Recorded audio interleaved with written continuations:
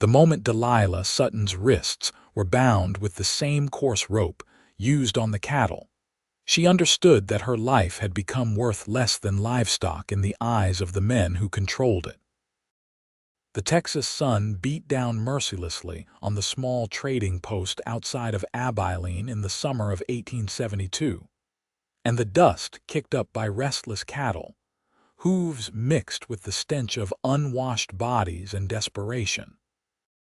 Delilah stood on a makeshift wooden platform, her dress torn at the shoulder, her face bruised from the journey that had brought her to this nightmare. To her left, a brown mare stamped nervously. To her right, 3 longhorn steers bellowed their displeasure. And she stood among them, another piece of property to be sold to the highest bidder.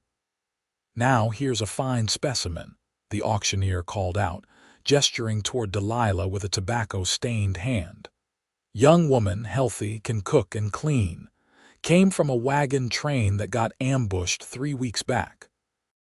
No family left to claim her, so she's available for domestic service. We'll start the bidding at $20. Delilah kept her eyes fixed on the horizon, refusing to look at the crowd of men gathered below. She had learned that making eye contact only encouraged the worst of them. Her father and mother had been killed in that ambush, along with her younger brother. The raiders had taken everything, including her dignity, and then sold her to these traders like she was nothing more than a sack of grain. "25, called out a voice that made her skin crawl. She recognized it as belonging to Silas Burke, a saloon owner from town known for working his girls until they dropped or disappeared. 30, came another bid from a rancher she had seen eyeing her like a piece of meat since they had dragged her onto this platform. Owen Ingram sat on his horse at the back of the crowd, his jaw clenched so tight it ached. He had come to this trading post to buy cattle for his ranch, not to witness something that made his stomach turn.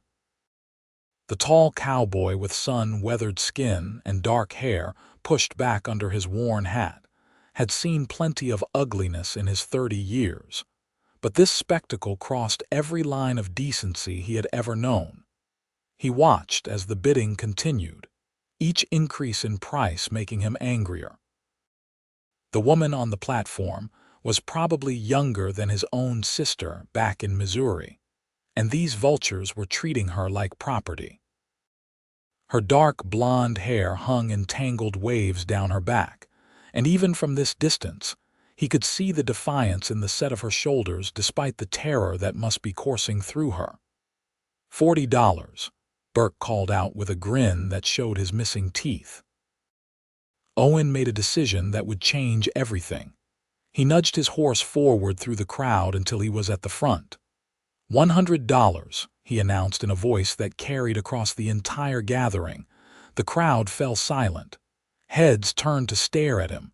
Burke's grin faltered. $100, the auctioneer repeated, clearly shocked. "Well, I'll be going once, going twice, 110, Burke said, his eyes narrowing at Owen. 200, Owen countered without hesitation. The silence that followed was absolute except for the lowing of cattle. Burke glared at Owen for a long moment, then spat in the dirt and turned away, knowing he was beaten. Nobody carried that kind of money unless they meant business. "Sold to the gentleman on the horse," the auctioneer declared, probably the easiest sale he had made all day. Owen dismounted and walked to the auctioneer, pulling out a leather pouch from his saddle bag. He counted out the money slowly, making sure everyone could see he was serious. $200 was more than most men made in half a year, and it represented a significant portion of his savings. But as he glanced up at the woman on the platform, her green eyes now staring at him with a mixture of fear and confusion, he knew he could not have walked away. After the transaction was complete, the auctioneer roughly untied Delilah's wrists and shoved her toward Owen. She stumbled down from the platform, her legs unsteady from standing in the sun for hours. Owen caught her elbow to steady her, but she jerked away from his touch, her eyes wild. "Easy," he said quietly. "I am not going to hurt you." "That is what they all say," she replied, her voice hoarse from thirst. Owen studied her for a moment, then reached for his canteen and offered it to her. "Drink this. Then we need to get out of here before Burke decides to cause trouble." Delilah eyed the canteen suspiciously, but her thirst won out. She took it with shaking hands and drank deeply, the water soothing her parched throat. When she finished, she handed it back to him, still maintaining her distance. "What do you want from me?" she asked bluntly. "To get you somewhere safe," Owen replied. "There is a boarding house in Abilene run by a good woman named Mrs. Crawford. She will give you a room and respectable work if you want it, or I can arrange passage on a train to wherever you have family." Delilah stared at him as if he had spoken in a foreign language. "I do not understand.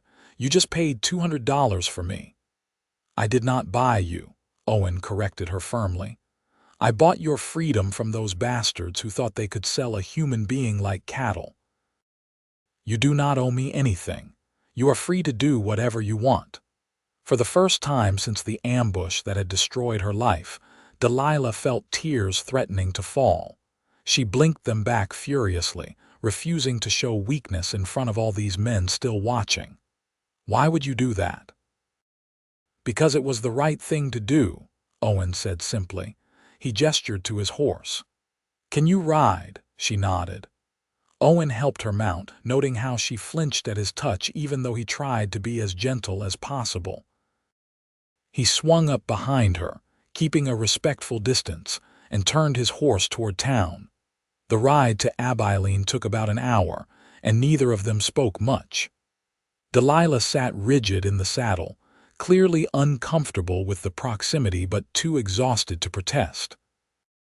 Owen could feel the tremors running through her body. Whether from shock or fear or simple physical exhaustion, he could not tell. As they rode through the main street of Abilene, people stopped to stare. It was not every day that someone like Owen Ingram, known as a solitary rancher who kept to himself, came riding into town with a woman in such obvious distress. But Owen ignored the stares and headed straight for the boarding house at the end of the street. Mrs. Crawford was sweeping the porch when they arrived. She was a stout woman in her 50s with kind eyes and hair going gray at the temples. She took one look at Delilah and immediately set down her broom. "Owen Ingram, what have you brought me?" she asked, her hands already reaching up to help Delilah down from the horse. "This is Miss Delilah Sutton," Owen said. "She has had a rough time of it. I was hoping you might have a room available and perhaps some work for her." Mrs. Crawford's eyes were sharp as they assessed the situation. She had been around long enough to read between the lines. "I see. Well, Miss Sutton, let us get you inside and cleaned up. Owen, you had better come in too. I will want the full story." Inside the boarding house, Mrs. Crawford led Delilah to a room on the second floor that was simple but clean, with a real bed, a wash basin, and a window that looked out over the street. After Delilah was settled with hot water and clean clothes that Mrs. Crawford produced from somewhere, the older woman returned downstairs to where Owen waited in the parlor. "Tell me everything," she commanded, and Owen did. When he finished, Mrs. Crawford shook her head in disgust. "Those trading post vultures. Someone should shut them down." "You did a good thing, Owen, but $200, that is a fortune." "It needed to be enough to make sure Burke did not win," Owen said. "I have seen what happens to women who end up working for him. They do not last long." "Well, the girl can stay here as long as she needs," Mrs. Crawford said decisively. "I can always use help with the cooking and cleaning. I will pay her fair wages and give her room and board. She will be safe here." Owen nodded, feeling some of the tension leave his shoulders. "Thank you, Martha. I knew I could count on you." "You are a good man, Owen Ingram," Mrs. Crawford said softly. Your mother would be proud of you." Owen said his goodbyes and headed for the door, but before he could leave, he heard light footsteps on the stairs. Delilah appeared, wearing one of Mrs. Crawford's spare dresses that was a bit too large for her slender frame. Her hair was still damp from washing, and without the layers of dust and grime.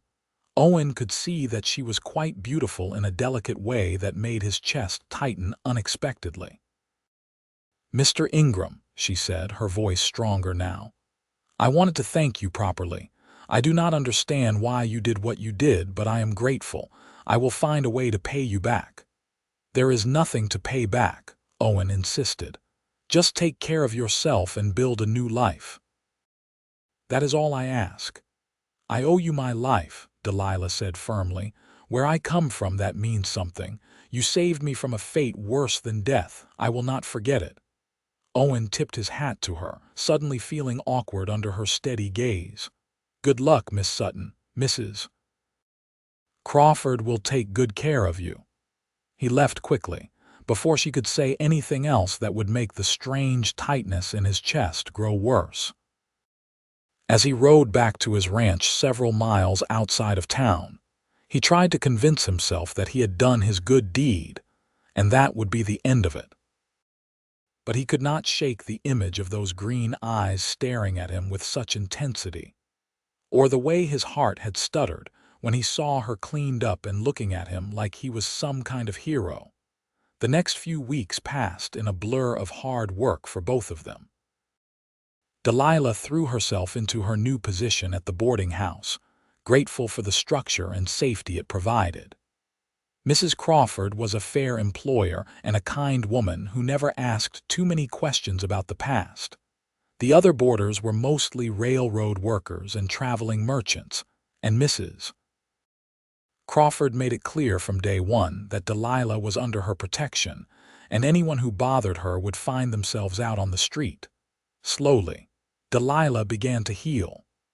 The bruises faded from her face, and she gained back some of the weight she had lost. She learned the routines of the boarding house, taking pride in preparing good meals and keeping the room spotless. At night, she would sit in her small room and write letters to distant relatives back east, hoping someone might respond, but knowing that her immediate family was gone forever. Owen tried to stay away. He told himself there was no reason to check on Delilah since Mrs. Crawford was more than capable of handling things, but he found excuses to come into town more often than usual. He would stop by the general store for supplies he did not really need, or check in at the telegraph office for messages that never came. And sometimes, just sometimes, he would walk past the boarding house and catch a glimpse of Delilah through the window, hanging laundry or serving breakfast to the boarders. One day in late September, Owen was at the general store when he overheard two men talking. He recognized one as a deputy and the other as someone who worked at the trading post where he had bought Delilah's freedom. "Heard Burke is still furious about losing that girl," the trading post worker was saying. "Been drinking more than usual and talking about how that cowboy made him look like a fool." "Owen Ingram?" the deputy asked. "He better watch his back then. Burke has a mean streak when he feels wronged." Owen's jaw tightened. He had hoped that incident was behind them, but apparently Burke was the type to hold a grudge. He finished his business quickly and headed straight for the boarding house. Mrs. Crawford answered his knock with a surprised smile. "Owen, this is a pleasant surprise. What brings you by?" "Is Miss Sutton here? I need to speak with both of you about something." The concern in his voice must have been clear, because Mrs. Crawford ushered him inside immediately. She called for Delilah, who appeared from the kitchen, her hands dusted with flour. When she saw Owen, her expression shifted from surprise to something warmer, almost pleased. "Mr. Ingram," she greeted him. "Is everything all right?" Owen explained what he had overheard, watching as both women's faces grew serious. "I do not think Burke will try anything directly, but I wanted you both to be aware. Keep the doors locked at night, and Delilah, do not go anywhere alone after dark." "I can handle myself," Delilah said, a flash of the steel he had seen on the auction platform returning to her eyes. "I have survived worse than Sela's Burke." "I do not doubt that," Owen said, "but there is no shame in being careful." Mrs. Crawford nodded. "We will take precautions. Thank you for the warning, Owen. Would you stay for supper? It is the least we can do." Owen knew he should decline, should maintain his distance. But when Delilah added her voice to the invitation, looking at him with those green eyes that seemed to see right through him, he found himself agreeing. Supper was a surprisingly pleasant affair. The boarding house was full that evening with several railroad workers passing through, and the large dining table was crowded with conversation and laughter. Owen found himself seated across from Delilah, watching as she moved efficiently between the kitchen and the dining room, making sure everyone had enough food and drink. "She is a hard worker," Mrs. Crawford said quietly, appearing at Owen's elbow. "And smart, too. Been teaching herself to read better in the evenings. I think she is wasted on cleaning and cooking, but she seems content for now." "She has been through a lot," Owen observed. "Sometimes simple work is healing." "You have a wise heart, Owen Ingram," Mrs. Crawford said. "I think that is why you notice her so much." Owen nearly choked on his coffee. "I do not know what you mean." Mrs. Crawford's smile was knowing. "Of course you do not. Enjoy your meal." After supper, Owen helped clear the dishes despite protests from both women. He found himself alone with Delilah in the kitchen, washing while she dried. "You do not have to do this," Delilah said. "You are a guest." "I do not mind," Owen replied. "Reminds me of growing up. My sister and I used to do the dishes together every night while our parents sat on the porch." "You have a sister?" Delilah asked, genuine interest in her voice. "Had," Owen corrected quietly. "She died of fever 5 years ago. My parents passed a few years before that. The ranch is mine now, but it gets lonely sometimes." Delilah was quiet for a moment. "I am sorry for your loss. I know what it is like to lose family. My parents and brother were everything to me. We were heading west to start a new life, full of hope and dreams. And then in one terrible night it all ended." "Is that when you were captured?" Owen asked gently. Delilah nodded, her hands stilling on the plate she was drying. "The raiders killed the men first, then the women who fought back. I was knocked unconscious early on, and when I woke up, I was tied up in a wagon with 2 other women. They sold us to those traders at different stops. I do not know what happened to the others." Owen set down the dish he was washing and turned to face her fully. "I am sorry you went through that. No one should have to endure such things." "You saved me from even worse," Delilah said, meeting his eyes. "Every day I wake up in a real bed with honest work to do and kind people around me.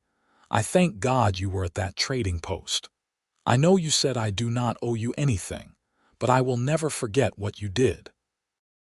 The intensity of her gratitude made Owen uncomfortable in a way he could not quite explain. "You would have done the same if our positions were reversed." "Perhaps," Delilah said with a small smile, "but we will never know, will we? All I know is that you are a good man, Owen Ingram, and there are not many of those in this world." They finished the dishes in comfortable silence, and when Owen finally left for the ride back to his ranch, he carried the warmth of her words with him like a precious thing.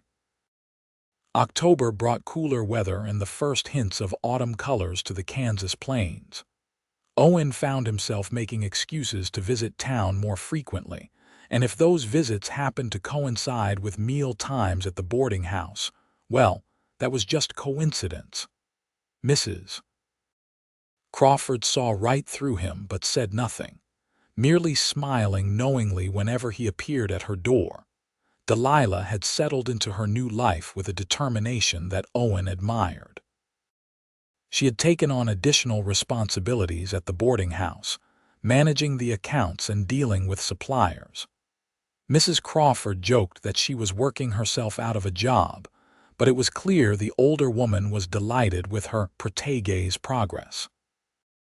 One afternoon in mid-October, Owen was repairing a fence on his property when he saw a rider approaching. He recognized the deputy from town and felt his stomach tighten with concern. "Owen," the deputy greeted him. "Thought you should know that Burke got himself arrested last night. Tried to force his way into the boarding house while drunk. Mrs. Crawford hit him with a frying pan, and Miss Sutton held him at gunpoint with one of your old rifles until I got there." Owen dropped his hammer. "Is everyone all right?" "Everyone is fine except Burke's pride and his head," the deputy said with a chuckle. "But I thought you should know. He was ranting about you and Miss Sutton, saying some pretty ugly things. Judge sentenced him to 60 days in jail and a fine. Should give him time to cool off." "Thank you for letting me know," Owen said, already moving toward his horse. "I need to check on them." "Figured you would," the deputy said. "That is why I rode out here instead of just sending word."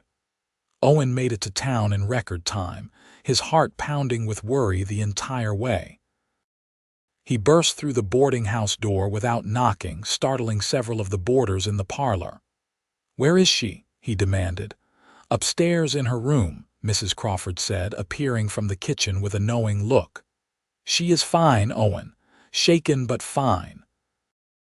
Actually handled herself better than I did." Owen took the stairs 2 at a time and knocked on Delilah's door. "Delilah, it is Owen. Can I come in?" There was a pause, then the door opened. Delilah stood there in her simple dress, her hair pulled back in a practical bun, looking tired but unharmed. "The deputy told you. Are you all right?" Owen asked, resisting the urge to pull her into his arms and check for himself.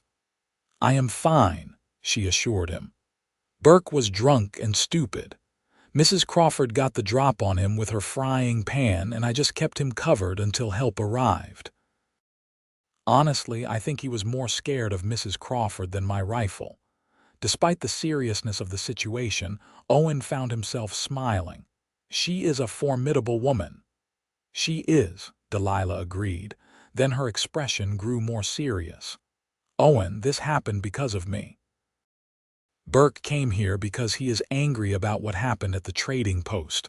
I brought this danger to Mrs. Crawford's door." "No," Owen said firmly. "Burke brought this on himself by being a coward and a bully. You did nothing wrong. None of this is your fault." Delilah's eyes glistened with unshed tears. "I just want a normal life. I want to wake up without fear, to work without looking over my shoulder, to maybe someday have the things my parents dreamed of for me." "Is that too much to ask?" Without thinking, Owen reached out and took her hand. It was small and work-roughened in his larger one, and the contact sent a jolt through him that he could not ignore anymore. "You will have all of that and more. I promise you. And anyone who tries to stop you will have to go through me first." Delilah looked down at their joined hands, then back up at his face. Something shifted in her expression, a softening that made his breath catch. "Why do you care so much? You barely know me." Owen had been asking himself the same question for weeks. He had tried to tell himself it was just basic human decency, that he would have done the same for anyone. But standing here, holding her hand and looking into her eyes, he could not lie to himself anymore. "I care because from the moment I saw you on that platform, something in me recognized something in you," he said quietly. "I care because every time I see you, I find another reason to admire your strength and courage. I care because when I am not with you, I find myself thinking about you and wondering if you are all right. And I care because somewhere along the way, I started falling in love with you." The silence that followed his confession seemed to stretch for an eternity. Delilah stared at him, her lips parted in surprise, her hand still clasped in his. Owen held his breath, wondering if he had just made the biggest mistake of his life. Then Delilah smiled, a real, genuine smile that lit up her entire face. "I was starting to think you would never say anything. I have been trying to find excuses to see you too, you know. Every time you came to town, my heart would race. Every time you looked at me, I felt like maybe I could be whole again." Owen let out a breath he did not know he had been holding. "So you feel it too? How could I not?" Delilah said softly, "You saved my life and asked for nothing in return. You treated me with respect when I had none. You saw me as a person when others saw me as property. Yes, Owen Ingram, I feel it too. I think I started falling in love with you the moment you bid that ridiculous amount of money just to set me free." This time, Owen did pull her into his arms, and she came willingly, resting her head against his chest as he held her close. They stood like that for a long moment, just breathing together and letting the relief and joy wash over them. "So what happens now?" Delilah asked, her voice muffled against his shirt. "Now I court you properly," Owen said. "With Mrs. Crawford's permission, of course. I will take you to church socials and town picnics. I will bring you flowers and take you for rides in the countryside. And when enough time has passed and you are ready, I will ask you to marry me and come live with me on my ranch." Delilah pulled back to look at him, her eyes shining. "That sounds wonderful. But Owen, you need to know that I am not the same person I was before the attack. I have nightmares sometimes. I get frightened by loud noises. There are days when I cannot bear to be touched. Are you sure you want to take that on?" "I am sure," Owen said without hesitation. "We all have scars, Delilah. Yours are just more recent than most. We will work through them together at whatever pace you need. I am not going anywhere." From downstairs, Mrs. Crawford's voice called up. "Are you two going to stand in that doorway all day, or are you coming down for some pie? And Owen, if you are holding that girl's hand, you better have proper intentions." They both laughed, the tension breaking. "I think she knows everything that happens in this house," Delilah whispered. "I think you are right," Owen agreed. "Come on, let us go face the Inquisition together." The next few months were some of the happiest of both their lives. Owen courted Delilah with old-fashioned courtesy and genuine affection. He took her for rides through the countryside, showing her the land he loved and the ranch he had built with his own hands. He brought her books from the general store, remembering how Mrs. Crawford had mentioned she was teaching herself to read better. He invited her to church services and sat beside her in the pew, their hands occasionally touching on the shared hymnal. Delilah bloomed under his attention and care. The haunted look gradually left her eyes, replaced by laughter and hope. She began to talk about the future instead of dwelling on the past. She shared her dreams with Owen, telling him about the garden she wanted to plant, the children she hoped to have someday, the life she wanted to build. Mrs. Crawford watched it all with the satisfaction of a successful matchmaker, even though she would never admit to having planned anything. The boarding house became a haven for the couple, a place where they could sit in the parlor and talk for hours while Mrs. Crawford worked on her knitting and pretended not to listen. In December, the first snow fell, covering Abilene in a blanket of white. Owen arrived at the boarding house on a Sunday afternoon with a small box in his pocket and determination in his heart. He had spoken to Mrs. Crawford the day before, asking for her blessing since Delilah had no family to consult. The older woman had actually teared up and hugged him, giving her enthusiastic approval. He found Delilah in the kitchen, preparing Christmas cookies with Mrs. Crawford. Flour dusted her cheek and her eyes were bright with concentration. When she looked up and saw him, her face transformed with joy. "Owen, I did not expect you today. The snow is getting heavy." "That is why I came now," Owen said. "Before the roads get too bad, can I speak with you privately?" Delilah wiped her hands on her apron and followed him into the empty parlor. The boarding house was quiet, most of the guests out for the afternoon. Owen led her to the sofa by the fireplace, where a cheerful blaze crackled and popped. "You look nervous," Delilah observed, studying his face. "Is something wrong?" "No, nothing is wrong," Owen assured her. "Everything is very right, actually. Delilah, we have known each other for about 4 months now. I know that is not a long time by some standards, but I have never been more certain of anything in my life." He pulled out the small box and opened it, revealing a simple gold band with a small diamond set in it. It had been his grandmother's ring, one of the few precious things his family had owned. "Delilah Sutton, you are the bravest, strongest, most beautiful person I have ever known. You have survived things that would break most people, and you have come through it with grace and dignity. I want to spend the rest of my life making you happy, keeping you safe, and building a future with you. Will you marry me?" Delilah's eyes filled with tears, but this time they were tears of joy. "Yes," she breathed. "Yes, Owen, I will marry you. I love you so much." Owen slipped the ring onto her finger, his hands shaking slightly with emotion. Then he pulled her close and kissed her for the first time, a gentle kiss full of promise and love.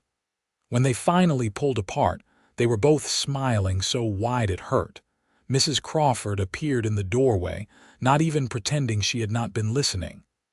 "About time," she declared. "I was starting to think you were going to wait until spring. Now come here and let me see that ring." They spent the afternoon celebrating with Mrs. Crawford, drinking tea and making plans. They decided on a spring wedding, giving Delilah time to prepare and allowing them to plan properly. Owen wanted to make some improvements to the ranch house before bringing her there, and Delilah wanted to finish helping Mrs. Crawford train a new girl to take over her duties. News of their engagement spread quickly through Abilene.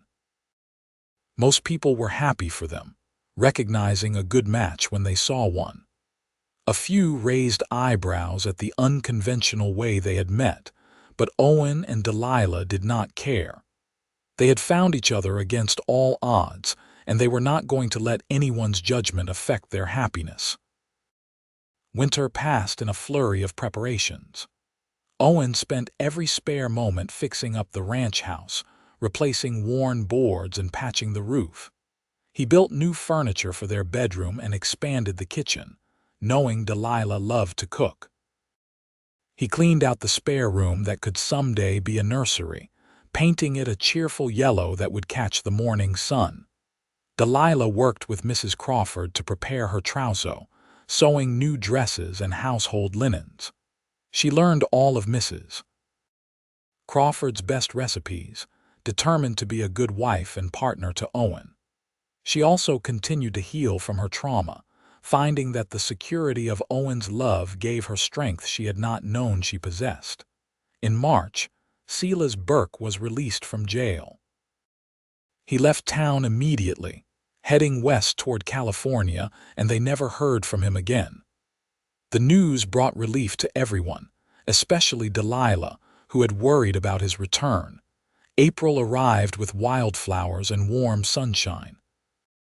The wedding was planned for the 3rd Saturday of the month, in the small church where Owen and Delilah had attended services together.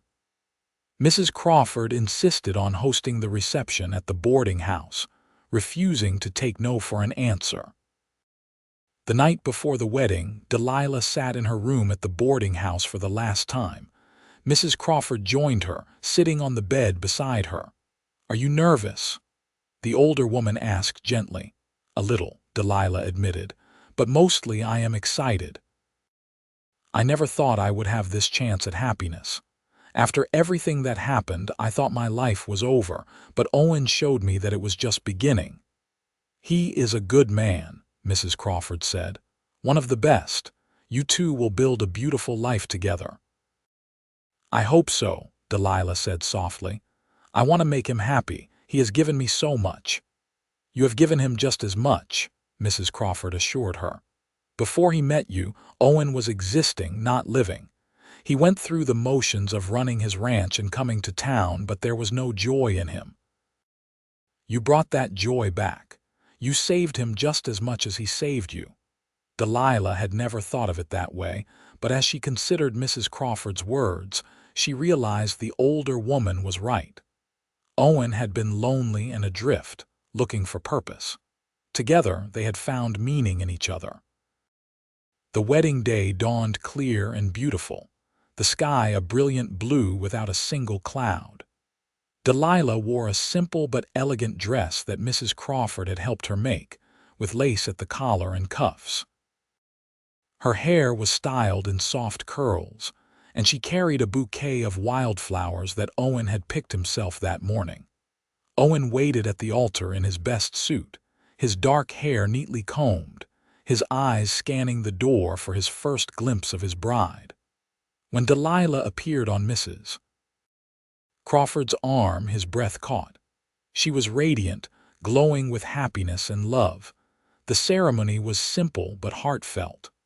The pastor spoke about love and commitment, about building a life together through good times and bad. When it came time for vows, Owen and Delilah faced each other and spoke from the heart. "I promise to love you, honor you, and cherish you all the days of my life," Owen said, his voice strong and sure. "I promise to protect you, support you, and stand by your side no matter what comes. You are my heart, Delilah, and I will spend every day showing you how precious you are to me." "I promise to love you with all that I am," Delilah replied, tears streaming down her face. "I promise to be your partner, your companion, and your greatest supporter. You saved my life, Owen, and I will spend the rest of mine making sure you never regret it. I love you, now and always."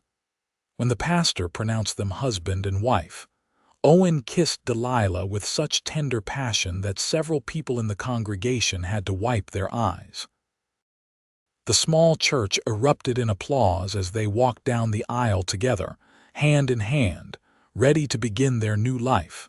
The reception at the boarding house was lively and joyful. Mrs. Crawford had outdone herself with food and decorations, and it seemed like half of Abilene had turned out to celebrate. There was music and dancing, and Owen held Delilah close as they swayed to a waltz, completely lost in each other. As the sun began to set, Owen and Delilah made their escape amid a shower of rice and good wishes. Owen lifted his new bride onto his horse and mounted behind her, holding her close as they rode toward the ranch that would now be their home. The ranch house glowed warm and welcoming in the twilight. Owen had left lamps burning in the windows, and smoke curled from the chimney. He helped Delilah down and then, in a gesture as old as time, swept her into his arms and carried her over the threshold. "Welcome home, Mrs. Ingram," he said softly, setting her down in the center of their new parlor. Delilah looked around at the cozy room, at the furniture Owen had built with his own hands, at the curtains she had sewn and sent ahead. "It is perfect," she breathed. "It is everything I dreamed of." That night, they consummated their marriage with tenderness and love. Owen was patient with Delilah's lingering fears, taking his time and making sure she felt safe and cherished. When she finally relaxed in his arms and gave herself completely to the moment, it was beautiful and right, and everything a wedding night should be. The days turned into weeks, and the weeks into months. Spring became summer, and summer faded into autumn. Owen and Delilah settled into married life with surprising ease, their partnership strengthened by mutual respect and deep love. They worked the ranch together, with Delilah proving to be as capable with cattle as she was in the kitchen. In the evenings, they would sit on the porch and watch the sunset, talking about their days and making plans for the future. Owen taught Delilah to ride better and to shoot straight, wanting her to be able to protect herself if need be. Delilah taught Owen to appreciate the small moments, to find joy in daily life rather than just work. By Christmas, Delilah had wonderful news. She was with child, due to arrive the following summer. Owen was over the moon with excitement, already building a proper cradle and planning all the ways he would be the best father possible. Mrs. Crawford visited frequently, fussing over Delilah and offering advice. The pregnancy was not easy. Delilah suffered from morning sickness that lasted well into her second trimester, and the summer heat made her uncomfortable. But Owen was attentive and loving, taking on extra work around the ranch so she could rest. He rubbed her swollen feet at night and brought her cold water during the day. He read to her in the evenings and held her when the baby kicked too hard and made her cry. In late July of 1873, on a hot afternoon with thunderstorms rolling in from the west, Delilah went into labor. Owen rode like the wind to fetch Mrs. Crawford and the midwife from town, then paced the parlor while the women worked upstairs. The sound of Delilah's cries tore at his heart, making him feel helpless and terrified. After what felt like an eternity but was actually only about 6 hours, a baby's cry rang out. Mrs. Crawford appeared at the top of the stairs, her face beaming. "You have a son, Owen, a healthy, strong boy," and Delilah did beautifully. Owen took the stairs 3 at a time. He burst into the bedroom to find Delilah propped up on pillows, exhausted but glowing, holding a tiny bundle wrapped in blankets. When she looked up at him, her smile was radiant. "Meet your son," she said softly. Owen approached slowly, almost reverently. He looked down at the tiny face, the little fists waving in the air, the dark hair that matched his own. Something profound shifted in his chest, a love so fierce and protective it took his breath away. "He is perfect," Owen whispered, "just like his mother." They named him Daniel, after Owen's father. Daniel Ingram came into the world with a strong set of lungs and his mother's determination. He thrived from the start, growing plump on Delilah's milk and surrounded by love from both parents. Being parents was harder than either of them expected, but also more rewarding. The sleepless nights and constant demands were exhausting, but every smile, every new sound, every small milestone filled them with wonder. Owen discovered he loved being a father, loved the way Daniel's face lit up when he came in from working the ranch, loved teaching his son about the world. Delilah bloomed as a mother. All the nurturing instincts she had buried during her trauma came roaring back. She was patient and loving, stern when needed but always fair. She sang to Daniel in the evenings and read him stories even before he could understand the words. The ranch prospered under their joint management. Owen had a good eye for cattle and business, while Delilah kept meticulous accounts and managed their finances brilliantly. They expanded their holdings, buying adjacent land when it became available. They hired help when they needed it but remained hands-on, working alongside their employees. Mrs. Crawford visited often, doting on Daniel as if he were her own grandson. She would hold him for hours, rocking him and singing old songs, while Delilah caught up on chores or simply rested. The older woman's health was starting to fail, but she refused to slow down, insisting she had too much living left to do. When Daniel was 2 years old, Delilah discovered she was pregnant again. This time the pregnancy was easier, perhaps because she knew what to expect. Owen was just as attentive but less panicked, having been through it once before. Daniel seemed to sense something was different, becoming more protective of his mother and patting her growing belly gently. In the spring of 1876, they welcomed a daughter into the world. She arrived quickly, almost too quickly, with Owen barely having time to fetch Mrs. Crawford before the baby was born. They named her Rose, after the wildflowers that bloomed around the ranch every spring. Rose was different from Daniel from the start. Where he had been loud and demanding, she was quiet and observant. She had her mother's green eyes and delicate features, and she owned Owen's heart from the moment she first curled her tiny hand around his finger. With 2 children, life became busier but no less joyful. Daniel proved to be a good big brother, always wanting to help with Rose and making her laugh with his antics. The house that had once seemed too large for just Owen now rang with children's laughter and felt exactly right. In the summer of 1877, tragedy struck when Mrs. Crawford passed away peacefully in her sleep. Owen and Delilah were devastated, having loved her like family. They held a beautiful funeral in Abilene, and it seemed like the whole town turned out to pay respects to the woman who had helped so many people over the years. In her will, Mrs.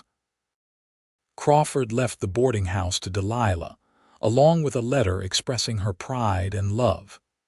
Delilah cried for days, both from grief and gratitude. After much discussion with Owen, they decided to keep the boarding house running, hiring a manager to oversee daily operations. The income supplemented the ranch nicely and kept Mrs. Crawford's legacy alive. The years passed in a blur of seasons and milestones. Daniel grew into a strong, intelligent boy who loved the ranch and working with his father. Rose was quieter but equally capable, with a gift for animals that amazed everyone.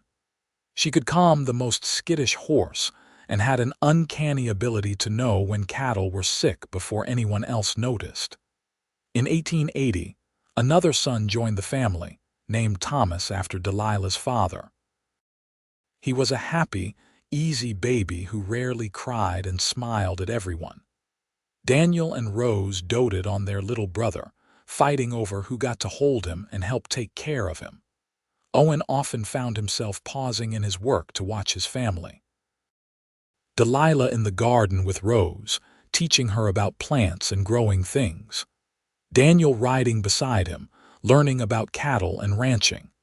Thomas tottering around the yard on chubby legs, getting into everything. His heart would swell with gratitude and love, still hardly believing this was his life.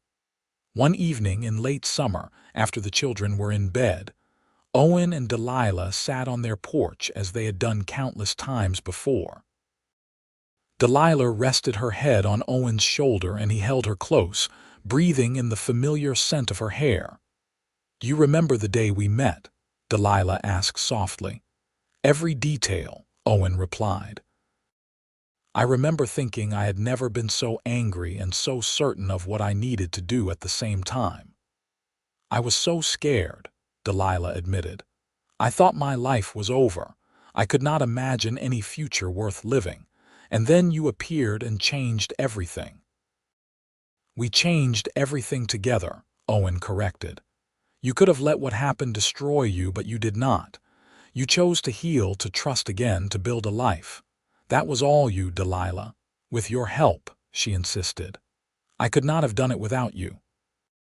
"Then we will say we saved each other," Owen compromised, kissing the top of her head. "And we built something beautiful together. We did we not?" Delilah said, looking out at the ranch that had become their kingdom, at the house filled with children and love, at the life they had created against all odds. "Sometimes I still cannot believe this is real, that I get to have this happiness after everything."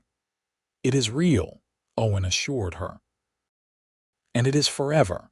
I love you, Delilah Ingram. I loved you from that first day, and I will love you until my last breath and beyond." "I love you too," Delilah whispered. "Thank you for seeing me when I was at my lowest. Thank you for treating me like a person when others saw me as property. Thank you for giving me my life back, and for building this beautiful new one with me." They sat together as darkness fell and stars began to appear, comfortable in the silence and in each other's presence. From inside the house, they heard Thomas cry out and then settle again, probably a bad dream. A moment later, Rose's voice drifted out, singing the lullaby Delilah always sang, comforting her little brother back to sleep. "She is going to be such a wonderful woman someday," Delilah said proudly. "She learned from the best," Owen replied. "They all did." As if summoned by their words, Daniel appeared at the door, rubbing sleep from his eyes. "Papa, I heard something outside. Want me to check the barn?" "I will come with you," Owen said, standing and ruffling his son's hair. "Cannot be too careful." It turned out to be just a raccoon getting into the feed, easily chased off. But as Owen walked back to the house with Daniel, his son chattering about his plans for the next day, he felt profound contentment. This was what he had saved Delilah for, what he had fought for. Not just her freedom, but the chance for both of them to have this life, this family, this love. The years continued to roll by, bringing their share of challenges and triumphs. There were droughts that tested their resolve and winters that seemed endless. There were illnesses that scared them and accidents that reminded them how fragile life could be. But through it all, Owen and Delilah faced everything together, their love growing deeper and stronger with each passing year. Daniel grew into a fine young man, tall and strong like his father, with a good head for business. At 19, he started courting the daughter of a neighboring rancher, a sweet girl named Emma who fit into the family perfectly. Owen and Delilah could see their future grandchildren in the way Daniel looked at Emma, and they approved wholeheartedly. Rose remained quieter but no less remarkable. At 16, she had a reputation as the best horse trainer in the county, with ranchers coming from miles away to have her work with their difficult animals.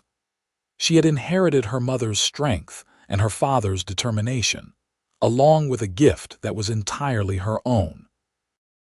Thomas, at 13, was still finding his way but showing signs of being a scholar. He loved books and learning, often reading by lamplight long after he should have been asleep. Owen and Delilah encouraged this, knowing the world needed thinkers as much as it needed ranchers. In the spring of 1893, 21 years after that fateful day at the trading post, Owen and Delilah celebrated their 20th wedding anniversary. Their children threw them a party at the ranch, inviting friends and neighbors from all over. The celebration lasted well into the evening, with music and dancing and speeches. When it was Owen's turn to speak, he pulled Delilah to her feet and held her hand as he addressed the crowd. 21 years ago, I went to a trading post to buy cattle and came home with something far more precious. I found the woman who would become my wife, my partner, my best friend, and the mother of my children. Delilah, you have made every day of these 20 years an adventure and a joy. You have loved me through my faults, supported my dreams, and built an incredible life with me. I am the luckiest man alive, and I thank God every day that I was at that trading post at exactly the right moment. Delilah was crying happy tears as she stood to respond. Owen saw me when I was at my absolute lowest, when I had been stripped of everything including my dignity. And instead of taking advantage of my vulnerability, he gave me back my freedom and asked for nothing in return. He let me heal at my own pace, loved me for who I was, and helped me become who I am today. Everything good in my life came from that moment when he chose to do the right thing. I love you, Owen Ingram, today and always. Their children cheered, and Daniel raised his glass in a toast. To my parents who taught us what real love looks like, may we all be lucky enough to find what they have. The crowd drank to that, and then the party continued with renewed energy. Owen and Delilah danced together, moving easily after years of practice, completely in sync with each other. Later that night, after everyone had gone home and the children were in bed, Owen and Delilah returned to their porch. It had become their sacred space, the place where they had shared so many important conversations and quiet moments over the years. "We have had a good life, have we not?" Delilah said, leaning against Owen's shoulder. "The best," Owen agreed. "Better than I ever imagined possible." "Do you ever think about that day, about how different things could have been, sometimes?" Owen admitted. "I think about what would have happened if I had not gone to that trading post, or if I had arrived earlier or later. I think about all the little choices that led to that moment. And then I stop thinking because it makes my head hurt, and I just feel grateful that everything aligned the way it did." "I think about it too," Delilah said. "I think about the woman I was, so scared and broken, and the woman I became because you saw worth in me when I could not see it in myself. You gave me more than freedom, Owen. You gave me myself back." Owen turned to face her, cupping her face in his hands. Even after all these years, she was still beautiful to him, though her face now bore the lines of laughter and life. Her hair had threads of silver running through it, and her hands were work worn from years of ranching and raising children. But her green eyes still sparkled with the same intelligence and spirit that had first captured his heart. "You saved yourself, Delilah. I just gave you the opportunity. Everything else you did on your own." "We did it together," Delilah insisted, as she always did when they had this conversation. "We saved each other and built this life together. I would not trade a single day of it, not even the hard ones." "Neither would I," Owen said softly. "Not a single day." They sat together watching the stars, comfortable and content. From the barn they could hear horses settling for the night. From inside the house, the familiar sounds of their home surrounded them. This was their kingdom, built on love and respect and partnership. This was their legacy, not just the land or the cattle or the success, but the family they had created and the love they shared. As the years went on, life continued to unfold in beautiful ways. Daniel married Emma in a lovely ceremony, and within a year, they welcomed Owen and Delilah's first grandchild, a boy they named Owen Jr. Holding his grandson for the first time, Owen felt the circle of life complete in a profound way. Rose eventually married too, choosing a quiet rancher from Montana who shared her love of horses. They settled on land not far from the Ingram ranch, making it easy for Rose to visit often. She and Delilah remained close, with Rose often saying she hoped to be half the woman her mother was. Thomas surprised everyone by becoming a lawyer, going east to study, and then returning to Kansas to practice. He became known for defending people who could not afford representation, following his parents' example of helping those in need. Owen and Delilah could not have been prouder. As Owen and Delilah entered their 60s, they began to slow down, letting Daniel take over more of the ranch operations. But they remained active and engaged, doting on their growing number of grandchildren and still finding joy in each other's company. One evening in the spring of 1905, 33 years after the day they met, Owen and Delilah sat on their porch watching the sunset. The house behind them was quiet, the grandchildren having just left after a rowdy Sunday dinner. Delilah's hair was now completely silver, and Owen's face was deeply lined from years in the sun. But their hands were still entwined, and their love was as strong as ever. "I want you to know something," Delilah said suddenly. "In case I do not get another chance to say it, my life with you has been everything I could have ever wanted and more than I ever dreamed possible. You gave me back my life that day at the trading post, but more than that, you gave me a reason to live it. You gave me love and family and purpose. You gave me everything." Owen squeezed her hand, his throat tight with emotion. "You gave me just as much. Before you, I was just going through the motions. You brought color and joy and meaning to my life. You gave me children and grandchildren, a partnership that sustained me and love that never wavered. I would do it all again in a heartbeat, every single moment. They sat in comfortable silence as the sun dipped below the horizon, painting the sky in shades of orange and pink and purple. The land stretched out before them, the ranch they had built together, the legacy they would leave behind. "Promise me something," Delilah said softly. "Promise me that when I am gone you will remember the happy times. Do not dwell on the bad beginning but focus on all the good years we had." "Do not talk like that," Owen protested. "We have plenty of time left." "Maybe," Delilah said, "but promise me anyway." "I promise," Owen said. "But only if you promise me the same thing." "I promise," Delilah agreed, "though I cannot imagine a day when you are not here beside me." "Then we will just have to make sure that day never comes," Owen said, trying to lighten the mood. "We will grow old together and leave this world together, having lived a full and beautiful life." Delilah smiled at that, the smile that still made Owen's heart skip a beat even after all these years. "That sounds perfect." They went inside as full darkness fell, arms around each other, still fitting together perfectly after all these years. The house welcomed them with familiar warmth, every corner holding memories of their life together. The cradle Owen had built before Daniel was born, now used by grandchildren. The table where they had shared countless meals. The bed where they had made love and comforted each other through bad dreams and illness. This was their home, their sanctuary, built on the foundation of that first act of kindness when Owen had bought Delilah's freedom.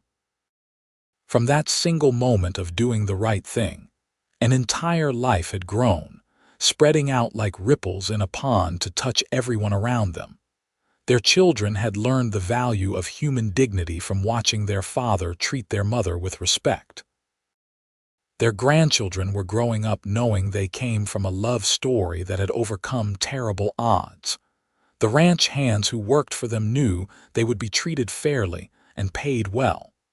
The community around them had been enriched by their generosity and kindness. All of this had started with one cowboy who was disgusted by the sight of a woman being auctioned like livestock and chose to act. One man who valued human dignity over money and saw a person where others saw property. One moment of courage and compassion that had changed two lives forever. Years later, long after both Owen and Delilah had passed away peacefully in their sleep within months of each other, their story was still told. Grandchildren told their own children about the great-grandparents who had built the ranch and the family. They told about how great-grandfather Owen had saved great-grandmother Delilah, and how they had fallen in love and created a legacy that lasted generations. The ranch remained in the family, passed down through Daniel's line, a testament to what could be built on a foundation of love and respect. The boarding house in Abilene, though no longer owned by the family, bore a plaque honoring Mrs. Crawford and Delilah Ingram for their contributions to the community. But the greatest legacy was not the land or the buildings or even the family name. It was the example they had set, showing everyone who knew their story that kindness matters, that one person can make a difference, and that love can heal even the deepest wounds. They had proven that from the darkest moments can come the brightest futures, and that choosing to do the right thing, even at great cost, can change the world. Their love story became legend in Kansas, the tale of the cowboy who bought a woman's freedom and the woman who gave him her heart. But for Owen and Delilah, it was never about being a legend or setting an example. It was simply about two people who found each other at exactly the right moment, who chose love over fear, hope over despair, and built a beautiful life together one day at a time. They had been tested by tragedy and hardship. They had faced down their demons and overcome their pasts. They had worked hard, loved deeply, and raised a family that would carry their values forward into the future. They had lived with integrity and died with dignity, surrounded by the fruits of their labor and the love of their family. In the end, that was what mattered most. Not the dramatic beginning or the challenges they had overcome, but the quiet daily choice to love and cherish each other, to build something meaningful together, to leave the world better than they found it. That was their true legacy, more valuable than any amount of land or money, more enduring than any monument. And somewhere in the great beyond, Owen and Delilah were together still, their hands entwined, their love eternal. They had found each other against impossible odds, had built a life that surpassed all expectations, and had proven that hope and love can triumph over even the darkest circumstances. Their story was complete, their circle closed, their love story told for all time. The ranch still stood, a testament to their love. The family still gathered there for holidays and celebrations, feeling the presence of Owen and Delilah in every corner. Children still played in the yard where their great-grandparents had watched sunsets together. Horses still ran in the pastures that Owen had tended and Delilah had helped manage. And on quiet evenings when the wind whispered through the prairie grass, you could almost hear their voices on the porch, talking and laughing together as they had done for so many years. Almost see their shadows sitting side by side, watching over the family and the land they had loved so well. This was their story. A story that began with an act of disgust at injustice and transformed into a love that lasted a lifetime and beyond. A story that proved one moment of courage could change everything. A story that showed love could heal even the deepest wounds and build something beautiful from the ashes of tragedy. It was a story worth telling, worth remembering, worth passing down through the generations. Because in the end, it was not just Owen and Delilah's story. It was a story about the best of humanity, about what we can be when we choose compassion over cruelty, love over hate, hope over despair. And it all started with a cowboy who saw a woman being auctioned beside livestock and was disgusted enough to do something about it. Who bought her freedom and gave her dignity. Who saw her worth when she could not see it herself. Who loved her without conditions and built a life with her that became a legacy. That was how their story began. And this, surrounded by family and love and the fruits of their shared labor, was how it ended. Not with sadness or regret, but with satisfaction and joy, knowing they had lived fully and loved completely. Knowing they had made a difference, not just in each other's lives, but in the lives of everyone they touched. Their story was complete. Their love was eternal. And their legacy would live on for generations to come, carried forward by descendants who would tell and retell the tale of Owen and Delilah Ingram, the cowboy and the woman he saved, who saved him right back, and together built something that would last forever. The sun set over the Kansas prairie, painting the sky in brilliant colors, just as it had done on countless evenings when Owen and Delilah sat together on their porch. The land stretched out forever, wild and beautiful and free, just like the love that had grown from that one moment of compassion so many years ago. And if you listened carefully to the wind singing through the grass, you might just hear their voices still, whispering promises of eternal love and reminding us all that one person can make a difference, that love is worth fighting for, and that the greatest legacy we can leave is how we treat each other in our darkest moments. That was the story of Owen Ingram and Delilah Sutton, written in the land they loved and carried forward in the hearts of those who came after them. A story of courage, compassion, healing, and above all, love. A love that began in the most unlikely of circumstances and grew into something that would never fade, never die, never be forgotten. Their story was told and retold, embellished and remembered, but always coming back to the same essential truth. That when Owen saw Delilah on that auction platform, something fundamental shifted in both their lives. In that moment, both of their futures changed forever. In that moment, love began to bloom even in the harshest of circumstances. And years later, when their great-great-grandchildren walked the land that Owen and Delilah had built together, they felt the echo of that love still. They saw it in the strong foundations of the buildings, in the careful cultivation of the land, in the family traditions that had been passed down through the generations. They carried it forward, that legacy of love and dignity and respect for all people. The story of Owen and Delilah became more than just a family tale. It became a reminder of what was possible when people chose kindness, when they stood up against injustice, when they saw the humanity in others even in the darkest times. It became a beacon of hope for anyone who had suffered trauma, showing that healing was possible, that new beginnings could grow from terrible endings, that love could triumph over the worst circumstances. And so the story ended where it had begun, with dignity and freedom, and the understanding that every person has inherent worth. Owen had seen that worth in Delilah when others had not. Delilah had seen the goodness in Owen when he had felt purposeless. Together, they had built something that transcended their individual stories and became something greater than the sum of its parts. This was their legacy. This was their love story. And it would live on forever in the land they had cultivated, in the family they had raised, and in the hearts of all who heard their tale and were reminded that one act of compassion can change the world.